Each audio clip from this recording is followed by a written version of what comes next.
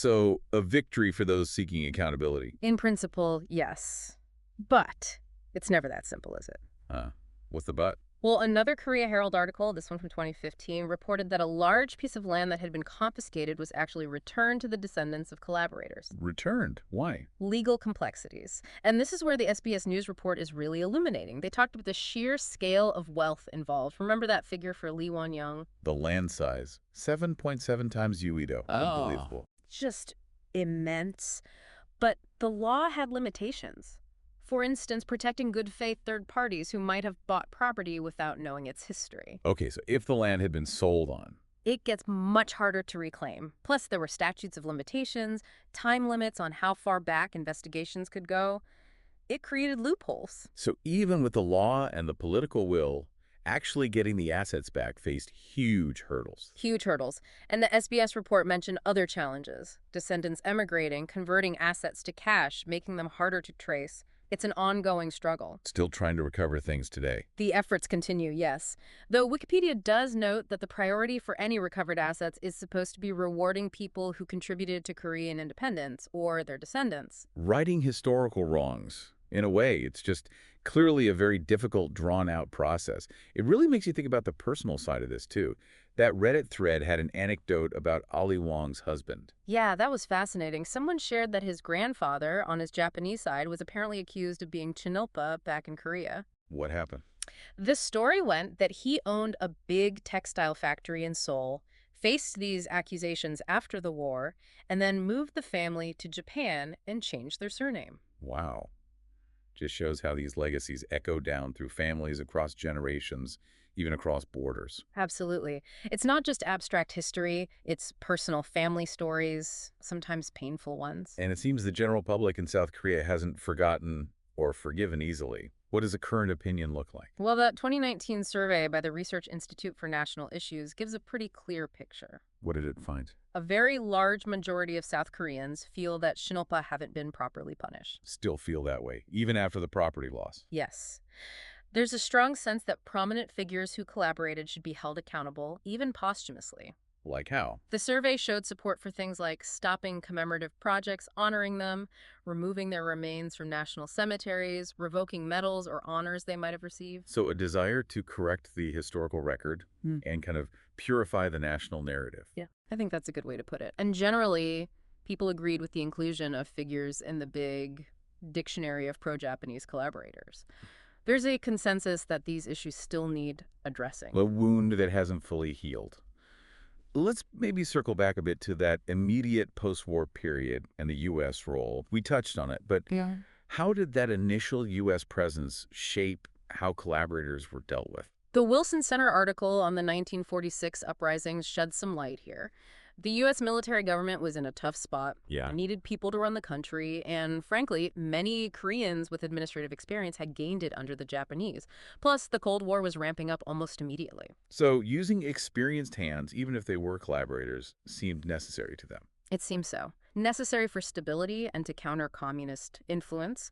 But of course, this fueled massive public anger and frustration, contributing to unrest and the feeling that collaborators were escaping justice. And that Korean source, Iriok Sanet, gave more detail on the failure of that investigation committee, the Bamintugui. Yes, it really emphasizes President Ri's opposition. He actively worked against it.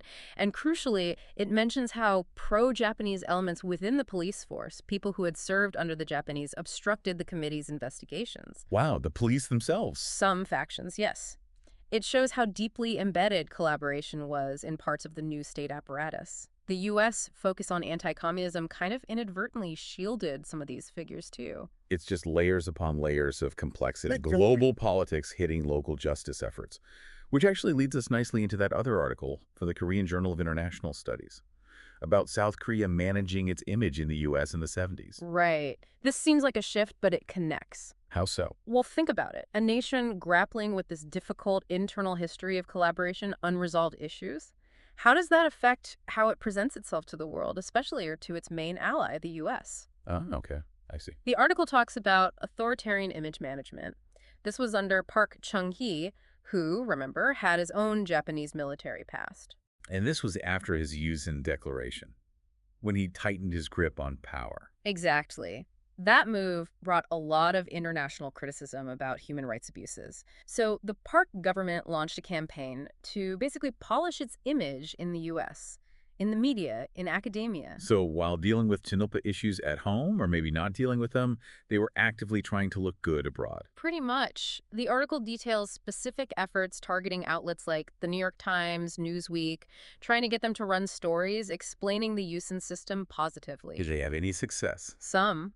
They managed to get some pro-government interviews and articles published. But, and this is important, Yeah. they couldn't shut down the critical reporting. Journalists like Bernard Krischer, Richard Halloran, academics like Jerome Cohen, they kept writing about the KCIA's repression, the human rights situation. The bad news kept getting out. So you can't entirely spin your way out of reality. It seems not. The article shows the government getting frustrated, blaming officials, trying different tactics, even using friendly American figures to help. What about trying to influence academics directly? They tried that too. Approached scholars like Richard Walker, Frank Barnett, asking for proposals on how to shape elite opinion in the U.S. Think tanks, speaker bureaus, that kind of thing. Did those plans go anywhere? Mostly no. The article suggests the timing was terrible. The Koreagate scandal was breaking right around then. Ah, the scandal where they were caught trying to bribe U.S. politicians. That's the one. Suddenly, being closely tied to South Korean government PR wasn't a good look for American academics. They also tried using honorary consuls for lobbying, but that didn't achieve much either. So a multi-pronged effort with pretty limited results, ultimately undermined by their own actions and critical reporting. Which brings us sort of up to date, thinking about lobbying now. The Barraza article. Right. That piece highlights that South Korea still invests very heavily in lobbying and influence campaigns in the U.S. today. But on different issues now. A much broader range. Things like maintaining the U.S. military presence, USFK, negotiating cost-sharing agreements for those troops, trade deals, even things related to the COVID-19 pandemic response. It's ongoing professional lobbying. It's just part of modern international relations, I guess. But the article raised a point about transparency, didn't it? It did. It questioned whether the average South Korean citizen is really aware of the full extent of these lobbying activities, how much is spent, what the specific goals are. So who decides what gets lobbied for? And is the public fully informed or supportive? That's the question it raises. Issues of transparency and accountability persist, whether you're talking about dealing with historical legacies or pursuing current foreign policy goals through lobbying. It really seems like managing national image and dealing with difficult history are intertwined ongoing challenges. So wrapping this up, Tinilapa is clearly way more than just a word from a drama. Oh, absolutely. It's packed with historical meaning.